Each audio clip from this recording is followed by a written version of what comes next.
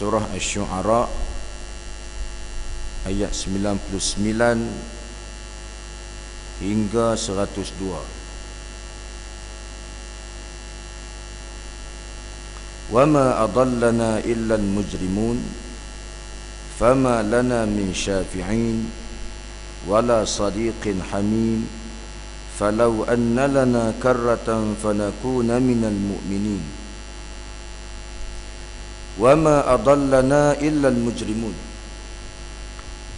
Ayat 99 surah Asy-Syu'ara menjelaskan tentang satu babak antara penghuni neraka di dalam neraka. Allah Subhanahu wa taala rakamkan perbualan mereka di dalam Al-Quran untuk dijadikan peringatan dan nasihat awal kepada seluruh manusia, supaya manusia sedar. Jawapan ini memberikan satu kesimpulan kepada kehidupan manusia. Destinasi terakhir kita setelah mana dihancurkan alam, kita dikumpulkan di mahsyar. Destinasi terakhir kita sama ada syurga maupun neraka. Bagi mereka yang dimasukkan ke dalam neraka, Allah Subhanahu wa taala rakamkan perbualan ahli neraka di dalam neraka, supaya kita tahu apa punca yang menjadi sebab kita dimasukkan ke dalam neraka. Kenapa kita dimasukkan ke dalam neraka? Lalu Allah Subhanahu wa taala menjelaskan di dalam ayat 99 dan hingga 102 surah Asy-Syu'ara. Fama lan surah Asy-Syu'ara ayat 99 hingga 102. Wama adallana illa al-mujrimun. Wama adallana illa al-mujrimun. Siapa yang telah menyesatkan kita? Siapa yang telah menyesatkan kita? Siapa yang menjadi punca kita disesatkan?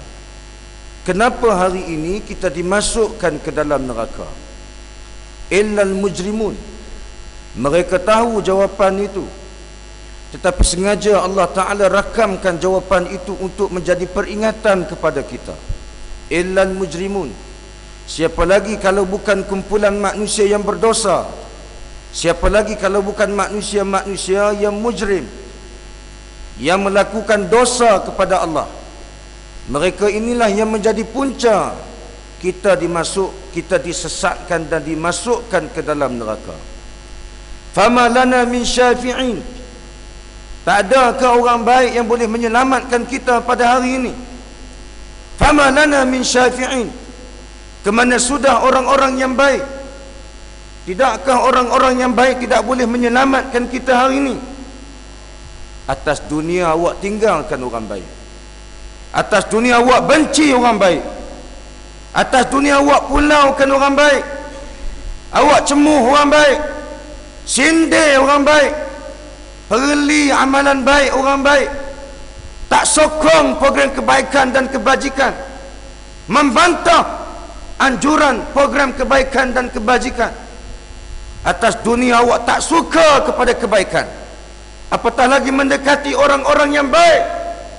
Pada hari kiamat, bila mana dimasukkan ke dalam neraka, baru awak tanya, mana orang baik? Takkan tak ada orang baik yang boleh selamatkan kami. Saya bulan puasa ni tuan-tuan, ada 2 masjid larang saya masuk untuk menyampaikan ceramah atau tazkirah. Kita nak sampaikan perkara baik, kita nak semarakkan kebaikan dalam kehidupan rakyat, kita nak ajak rakyat, kita nak kempen rakyat, kita nak seru rakyat supaya membiasakan dengan kebaikan. Mustahil bagi seorang da'i nak ajak masyarakat, nak kempen rakyat supaya melakukan maksiat. Mustahil, hadirin sekalian. Dia tak benarkan kita masuk, dia halau kita masuk. Besok pada hari kiamat awak rasa apa yang akan awak balas, apa yang akan Allah Ta'ala balas pada awak. Atas dunia kita tak ada kekuatan untuk menahan kejahatan mereka. Atas dunia kita tak mampu untuk menghalang penindasan mereka terhadap kita. Tetapi pada hari kiamat Allah Subhanahu wa taala akan menggembirakan kita. Allah Jalla wa Ala berfirman dalam surah Ghafir ayat 51 dan 52. Walladzina amanu inna lanansuru rusulana walladzina amanu, sesungguhnya kami akan tolong rasul-rasul kami, walladzina amanu fil hayatid dunya wa yauma yaqumul ashhad, dan kami akan tolong orang-orang yang beriman ketika mana di dalam kehidupan dunia mereka dan sewaktu mereka dibangkitkan pada hari dibangkitkan saksi-saksi, yakni pada hari kiamat. Allah akan menggembirakan kita. Yauma la yanfa'u zalimina ma'dziratuhum, pada hari itu orang-orang yang zalim, yang menindas orang-orang beriman, membenci orang-orang yang beriman, menghalang usaha-usaha baik yang mahu dilakukan oleh orang-orang yang beriman, pada ketika itu orang-orang yang zalim merayu kepada Allah supaya Allah maafkan mereka, supaya Allah ampun kesilapan mereka. Allah tidak memaafkan kesilapan mereka. Walahumul la'nah, Allah melaknat mereka. Walahum su'ud dar, dan Allah menyediakan tempat yang buruk dan jijik kepada mereka yang telah menindas, menzalimi orang-orang yang beriman.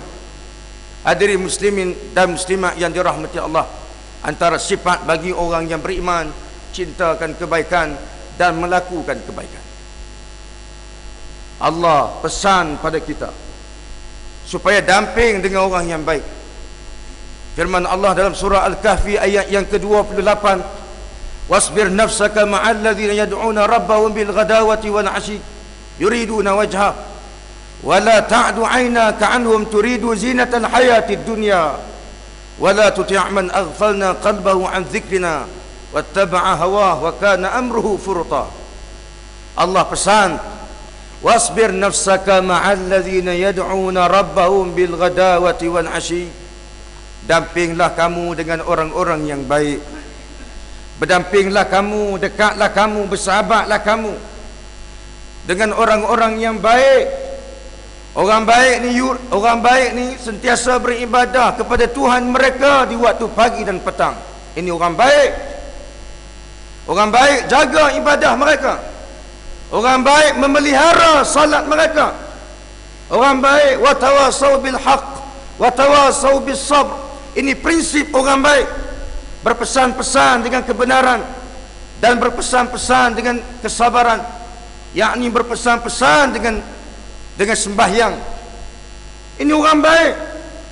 Orang baik memelihara ibadah mereka dan mereka melaksanakan ibadah mereka. Yuriduna wajha, orang baik sentiasa mengharapkan keredaan Allah. Ini orang baik. Ini matlamat hidup orang baik, sentiasa mengharapkan keredaan Allah. Wala ta'du 'aynaka 'anhum turidu zinatal hayatid dunya. Allah pesan, jangan kamu tinggalkan mereka, jangan kamu asingkan hidup kamu dengan mereka. Jangan sesekali ada di antara kita yang memulaukan mereka, meninggalkan mereka, tak mempedulikan mereka. Jangan, kata Allah. Turidu zinatal hayatid dunya, semata-mata kamu mengharapkan kesenangan hidup di dunia. Ada orang macam ni, tuan-tuan. Ada orang oleh kerana hidup dia terlampau terarah kepada kehidupan dunia, maka dia tak nak rapat dengan orang baik.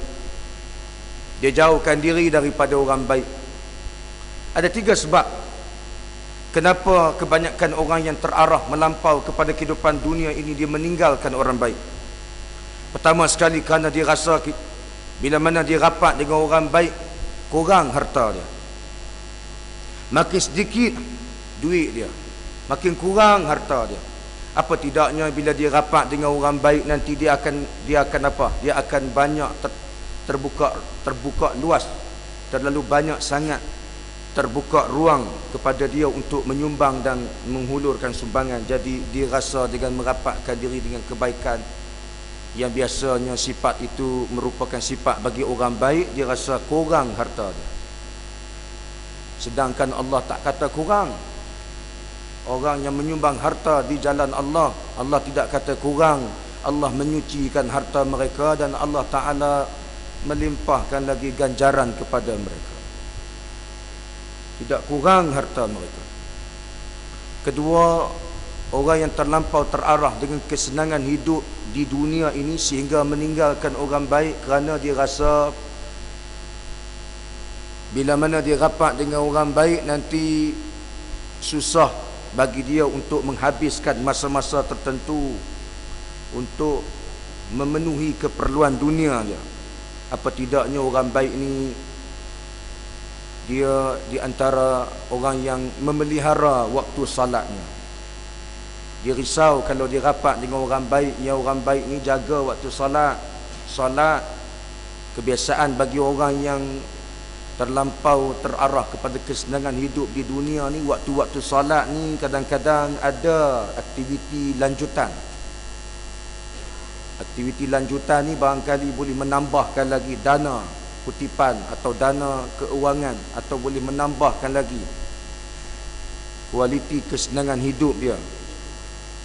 Waktu salat dia tak salat, dia ada lunch dengan klien dia. Waktu orang bertarawih dia tak bertarawih, dia ada dinner dengan klien dia. Ini tempoh-tempoh masa yang barangkali bagi dia boleh menambahkan lagi kesenangan hidup dia. Jadi kalau dia rapat dengan orang baik ni, nak kena salat, nak kena sembahyang, nak kena hadir tempat-tempat yang baik, nak kena dengar kuliah. Jadi dia rasa dengan cara tu mengganggu untuk menambahkan lagi kesenangan hidup dia. Dan ini ada depan mata kita. Jangan tipulah tuan-tuan. Ini berlaku pada saya sendiri. Seminggu lepas kita dijemput untuk menyampaikan tazkirah di sebuah hotel terkemuka di Kuala Lumpur. Waktu selesai kita bagikan tazkirah iftar, maknanya selepas solat maghrib, kita solat maghrib, lepas tu kita ada tazkirah iftar. Kebetulan mata saya ni terlampau terarah sangat ke satu meja ni. Kalau tak silap meja 41. Kalau tak silap, jangan pergi cek pula. Kita tak beritahulah hotel apa tu. Meja 41. Saya tengok ni macam lain sikit meja 41 ni. Kebetulan laluan saya ke nak ke lepas tazkirah ni, laluan saya nak balik tu tak sempat nak makan juadah hotel kerana kita ada program lagi selepas tu. Jadi memang tak makan. Jadi makan buah kurma 3 biji, solat maghrib, terus tazkirah di apa nama ni, di dewan juadah, dewan baru ni. Apa ni, makan terus pergi masjid, tazkirah masjid pula. Kalau masjid tak sedia murid, jawabnya tak adalah kita perut malam tu, kosong lah. Selesai tazkirah, saya lalu di laluan yang sama, saya tanya, ni tak tazkirah, tak ada, tak solat tarawih ke malam ni? Dia kata, malam ni kami cuti Ustaz, kerana malam ni kita ada perjumpaan dengan klien penting kita. Jadi tak solat tarawih malam ni. Nampaknya solat isyak berjemaah pun tak sempat, solat tarawih pun terpaksa cuti lah, depan mata kita sendiri. Ini yang jadi dalam masyarakat kita. Yang ketiga, yang pertama tadi pun saya sendiri pernah lalui. Orang kaya bila kita minta derma, dia ludah kita. Kalau dia tak nak bagi, tak apa, tapi dia ludah kita. Tak apa, Allah Ta'ala Maha Adil. Hari ini kita sedih, besok Allah Ta'ala akan gembirakan dengan ayat tadi 51-52 surah Ghafir. Biasanya orang yang cintakan dunia terlampau sehingga mengenepikan urusan-urusan keakhiratannya disebabkan kerana dia rasa kalau dia rapat. Biasanya orang yang terlampau terarah pada kesenangan hidup di dunia ni, biasanya gaya hidupnya akan berubah. Kalau dulunya dia ada masa untuk dengar kuliah, ada masa untuk salat jemaah, sekarang dah tak ada kerana gaya hidupnya dah berubah. Masa-masa ni tak ke situ lagi. Kedua, gaya berpakaian dia akan berubah. Gaya berpakaian dia akan berubah. Tak macam dulu lagi. Mungkin sampai ke satu tahap gaya percakapan dia pun akan berubah. Kalau dulu dengan kita biasanya anak hantar, biasanya kadang-kadang tertukar tu, hantar anak, kadang-kadang tu hantar nak pergi kedai, anak nak ke mana. Sekarang tak ada dah anak hantar tu. Kalau dulu Masya Allah ambil berat dia tentang orang-orang baik di sekeliling dia, sekarang dah tak ada dah. Ukhuwah tak ada dah. Kalau dulu susah, selalu mesejkan kita, telefon kita, harapkan kita supaya dapat solat hajat, doakan dia. Kalau dulu ada masa untuk hantar mesej, tolong doakan dia, kerana dia nak hantar proposal ke apa kan, hantar dia. Kalau dia nak buat perbentangan ke, suruh kita doa supaya Allah Ta'ala bagi ketenangan pada dia. Tiba-tiba jadi senang. Jadi nak jumpa kita pun tak ada masa dah. Tak usah kata nak hantar mesej, nak balas mesej pun dah tak ada masa dah. Jadi biasanya orang yang terlampau sangat terarah kepada kesenangan hidup di dunia ini, dia akan buat 3 perkara. Jadi tuan-tuan yang dirahmati Allah, Quran kata jangan tinggalkan orang baik semata-mata kamu inginkan kesenangan hidup di dunia. Wala tuti' man aghfalna qalbahu an dzikrina. Allah pesan, bila kamu tinggalkan orang baik, Allah ingatkan kita. Tadi Allah pesan jangan tinggalkan orang baik, jangan. Bila kita tinggalkan orang baik, Allah ingatkan kita. Kerana orang baik ni hati dia lalai mengingati kami, lalai mengingati perintah kami, abaikan kewajipan mereka terhadap kami. Biasanya begitu. Wattaba'a hawa, hidup mereka berpandukan nafsu mereka, keinginan mereka. Agama sudah tidak dipedulikan lagi, halal haram tidak diambil berat lagi. Wattaba'a hawa, mereka berpegang kepada nafsu, keinginan mereka. Wa kana amruhu furuta, dan kata Allah hidup mereka jauh daripada kebenaran, yakni sentiasa bergelumang dengan dosa. Ini orang jahat. Allah pesan pada kita, suruh kita ni rapat dengan orang baik.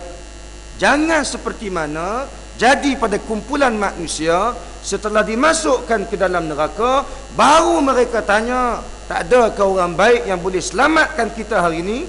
Jawapannya tak ada. Wala sadiqin hamim, mana dia ni rakan-rakan kita, sahabat-sahabat kita yang hari tu sehidup semati, satu perjuangan, pergi mana habis, takkan tak ada seorang boleh tolong kita. Tiap-tiap hari lepak dengan kita, tiap-tiap hari boleh berchatting dengan kita, tiap-tiap hari boleh berlaman muka dengan kita, berlaman muka buku dengan kita, tiap-tiap hari boleh men-tweet antara kita, tiap-tiap hari boleh bertukar maklumat melalui sistem pesanan ringkas yang kita namakan dengan WhatsApp, yang kita namakan dengan Messenger, yang kita namakan dengan Instagram, yang kita namakan dengan itu dan ini. Setiap hari kita boleh berhubung untuk merapatkan ukhuwah kita. Kiamat besok semua ni tak boleh selamatkan kita. Tak boleh dah tuan-tuan. Wala sadiqil hamid. Falau anna lana karratan, sekiranya Allah Jalla wa'ala beri ruang kepada kami, sedikit ruang kepada kami. Karratan memberi maksud satu kedudukan, iaitu katalah kalau kami balik ke dunia ni tak jadi seperti asal pun tak apa. Maksudnya kalau dulu kami atas dunia kaya, kalau dulu kami atas dunia ada kedudukan, kalau kami atas dunia ni bersilsilah keturunan yang dihormati, kalau kami atas dunia hari itu memang satu orang yang hebat, tak apa, kembalikan semula kami ke dunia. Sekalipun kami tidak sekalipun kami tidak dapat status asal kami, kami jadi apa pun tak apa, kami miskin pun tak apa, tak ada kedudukan pun tak apa, jadi orang hina pun tak apa, asalkan fanakuna minal mu'minin, asalkan kami boleh beramal saleh, asalkan kami boleh buat amal baik, asalkan kami boleh bersama dengan orang baik. Mudah-mudahan kami tergolong di kalangan orang-orang yang beriman. Ini harapan penghuni neraka. Hadirin sekalian, jadi ayat yang kita baca surah Asy-Syu'ara ayat 99 hingga 102 membicarakan tentang suasana itu. Dan yang nak kita fokuskan dalam tazkirah kita pada hari ini adalah perkataan mujrim, perkataan mujrimun, perkataan orang yang berdosa. Siapa orang berdosa ni tuan-tuan? Saya bawa di sini dua ayat untuk renungan bersama. Yang pertama, orang yang sentiasa bergurau dengan agama, bergurau senda dengan agama. Nabi Muhammad pun dah makan roti jala dah, berkuah kari daging, bergurau senda dengan agama. Nabi Muhammad main bunga api pada hari raya, bergurau senda dengan agama.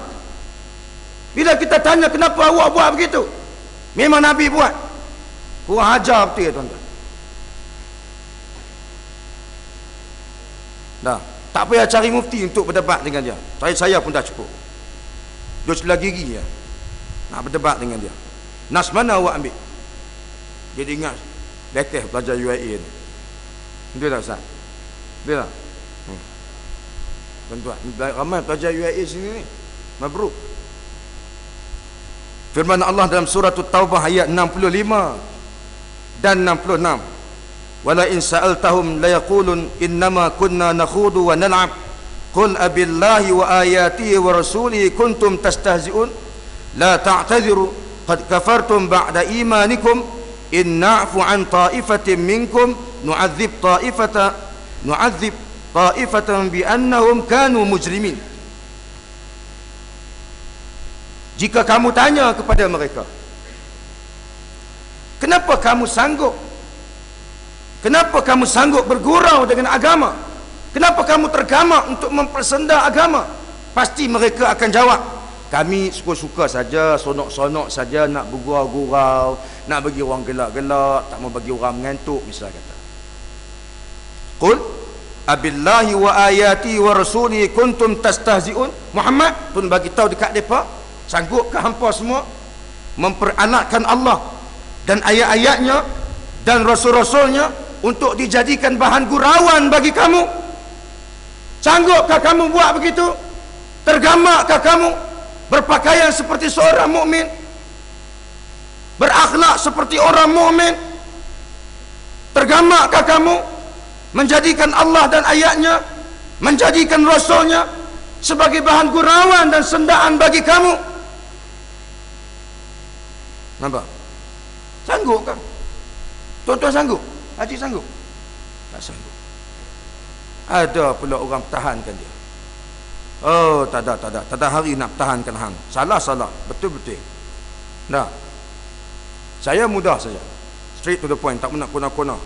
Tengok orang dia suka kona, banyak sangat kona, takut jatuh dalam parit lagi. Kona sana, kona sini, kona sana, kona sini, pendapat sana, pendapat sini, dah lah jatuh dalam parit. Faham? Ini masalah ni. Ni bab tabuk bunga takubuk pun satu punca lagi ni. Banyak sangat duk kona ni. Kona sana, kona sini. Kan? Tabuk daun boleh, tabuk bunga boleh, tabuk daun pelepah boleh, tabuk batang nyok boleh. Semua boleh. Kona merata sangat ni. Banyak sangat dah duk kona ni. Kita nak balik pada basic. Rasulullah pernah tak tabur bunga takubuk? Tak ada, tak payah buat. Habis cerita. Membazir ya. Betul tak? Juru hayak mawak, membazir ya. Rasulullah pun tak juru hayak mawak takubuk anak dia.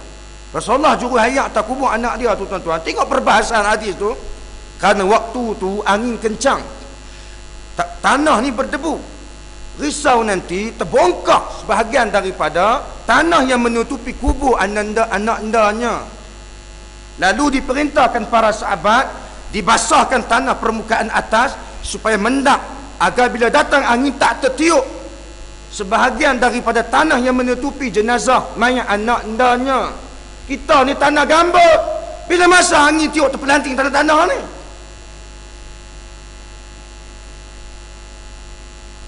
Kita banyak kuana. Agama ni bila banyak kuana sangat, habis lingkup hadirin sekalian. Tu yang saya kata tu, banyak kuana sehari jatuh dalam parit. Tak jatuh dalam parit, tersungkuk jatuh dalam longkang, atau tersungkuk tersembam. Itu saja. Mudah agama hadirin sekalian, selesai masalah. Sahabat-sahabat kita ada pandangan yang lain, fadal, tak ada masalah. Tapi bagi saya, secara peribadi saya tak suka macam tu. Quran pesan, la ta'taziru qad kafartum ba'da imanikum in na'fu an ta'ifatin minkum nu'adzib ta'ifatan bi annahum kanu mujrimin. Quran kata, puak-puak ni dalam bahasa kita, puak-puak ni memang tak guna. Mudah sikit bahasa. Nampak tak? Puak ni memang tak guna. Qad kafartum ba'da imanikum. Depa ni sanggup ni menggadaikan keimanan mereka untuk memilih kekufuran. Kekufuran di sini pembohongan.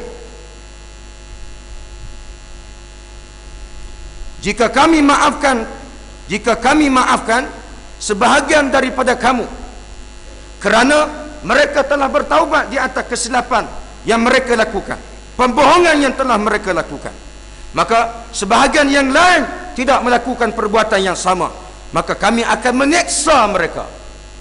Allah takkan biarkan kumpulan begini. Kanu mujrimin. Pasal apa Allah Ta'ala nak seksa mereka? Pasal mereka ni mujrim. Pasal apa mereka mujrim? Bergurau senda dengan agama mereka. Satu. Munajat mereka Allah Ta'ala terima ke? Doa mereka, amalan mereka, selawat siapa nak keluar anak tengkok, hadirin sekalian, Allah Ta'ala terima ke? Kalau dia jenis macam ni, Allah Ta'ala tak terima doa dia, Allah Ta'ala tak terima ibadah dia.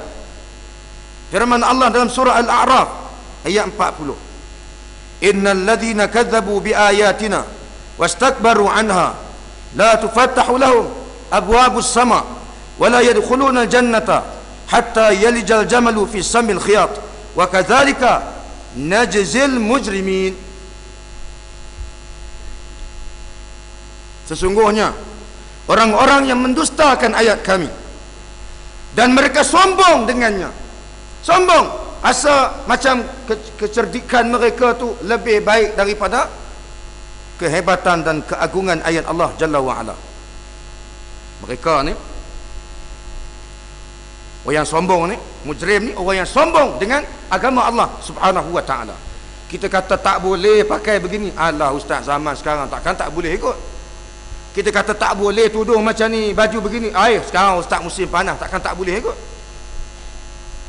Kita kata tak boleh bermuamalat begini, takkan tak boleh ikut. Nak kaya cepat, nak bagi ekonomi umat Islam maju ke depan, takkan tak boleh ikut. Kita kata tak boleh tuan buat begini, katakan tak boleh ikut. Allah Ta'ala Maha Pengampun.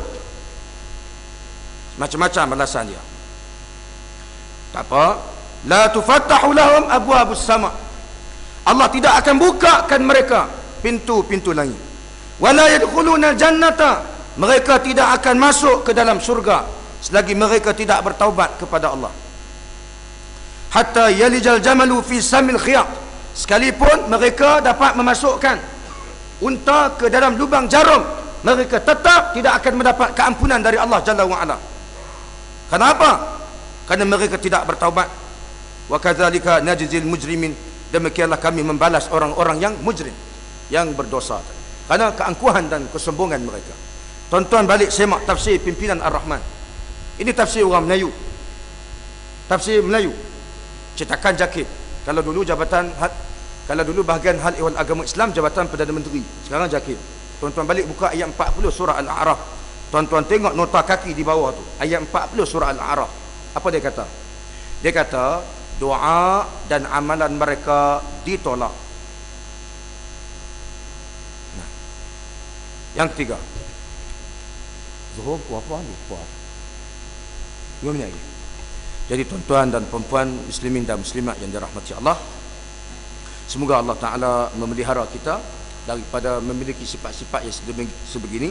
Jika kita mengekalkan amalan berdosa ni tuan-tuan, menghina agama Allah, mempersendak agama Allah, dan juga dalam masa yang sama kita angkuh dan sombong dengan ayat Allah Jalla wa'ala, ingat Allah Ta'ala akan datangkan balasan pada kita. Surah Yunus ayat 13, walaqad ahlakna al-quruna min ba'd walaqad ahlakna al-quruna min qablikum lamma zalamu waja'atuhum rusuluhum bil bayyinat wa ma kanu liyu'minu kadzalika najzil qaumal mujrimin. Allah Ta'ala menjelaskan kepada kita, sesungguhnya kami telah membinasakan quruna min qablikum, umat-umat terdahulu, lamma zalamu, kerana mereka melakukan kezaliman. Jika kita melakukan perkara yang sama, kita juga akan dibinasakan oleh Allah Jalla wa Ala.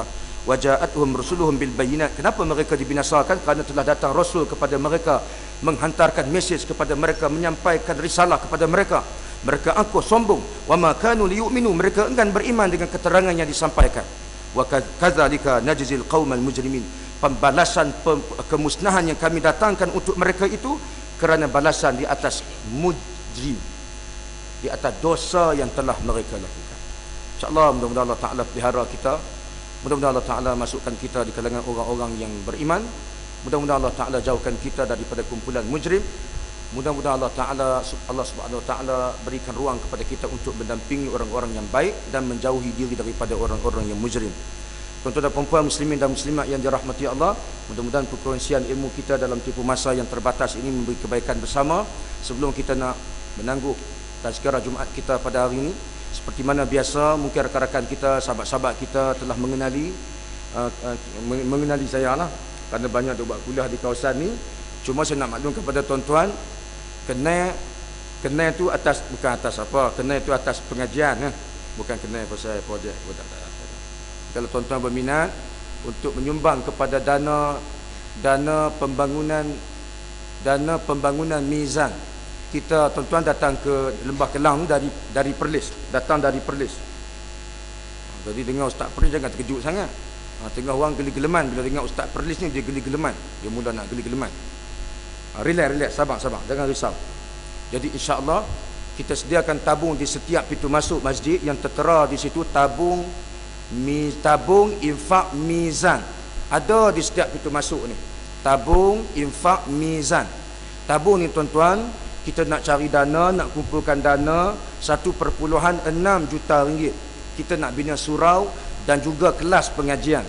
Kita dah lancarkan tabung dana fasa 2 ini untuk membina surau dan kelas pengajian pada 5 hari bulan 1 2012. Sampailah sekarang dah masuk tahun kedua. Dana terkumpul setakat sekarang RM374,000. Saya mengharapkan sumbangan daripada tuan-tuan, apatah lagi sumbangan ini kita hulurkan pada Ramadan Al-Mubarak, lebih ganjaran dari bulan biasa. Hulurkanlah sumbangan itu ke dalam tabung yang telah kita sediakan. Mudah-mudahan dengan sumbangan tuan-tuan menambahkan lagi dana kutipan kita dan mempercepatkan lagi proses pengumpulan dana tersebut, dan insya-Allah dapat kita menyegerakan pembinaan awal pada tapak yang telah kita beli pada tahun 2011 dengan nilai RM168,000. InsyaAllah hadirin sekalian, dana yang kita kumpulkan ini insyaAllah kita akan mula membina apabila dapat kita kumpulkan 80% daripada jumlah 1.6 juta ni. Kita mengharapkan sumbangan daripada tuan-tuan. Jika sekiranya tuan-tuan berhajat untuk masukkan ke dalam akaun, kita juga menyediakan kemudahan risalah panduan di bawah borang tu, di bawah tabung tu ada risalah panduan. Di situ tertera nombor akaun tabung pembangunan mizan. Apa maksud mizan? Mizan tu ringkasan daripada Ma'had Tahfiz Al-Quran Nurul Ihsan. Jadi tuan-tuan dapatkan borang risalah panduan tu, di situ tertera nombor akaun tabung pembangunan mizan, nombor akaun Maybank 1588982 dan seterusnya. Boleh dapatkan di situ insya-Allah. Dan mudah-mudahan dengan sumbangan tuan-tuan, insya-Allah Allah Taala berikan keberkatan hidup pada tuan-tuan, ketenangan dalam kehidupan tuan-tuan, dan bertambah baik kesihatan tuan-tuan insya-Allah. Sekian dulu untuk kali ini. Dan kalau ada di kalangan tuan-tuan berhajat untuk menyumbang beras, kita juga masih lagi buka ruang untuk sumbangan beras. Bulan Ramadan tahun ini cadangan 4,000 kilo, tapi dah mencecah 9,000 kilo lebih. Kalau tuan-tuan dan perempuan, tuan-tuan pada hari ini berminat untuk menyumbang, insya-Allah 8,000 ni kita dah selesai sumbangan pada wakil-wakil kita di 18 tempat yang sudah kita pilih. InsyaAllah hari ini kita lancar. Kalau tuan-tuan nak sumbang beras, insyaAllah tuan-tuan boleh beri pada sahabat kita yang berdiri dekat depan sana. Boleh beri dekat dia RM25 untuk 10 kilo.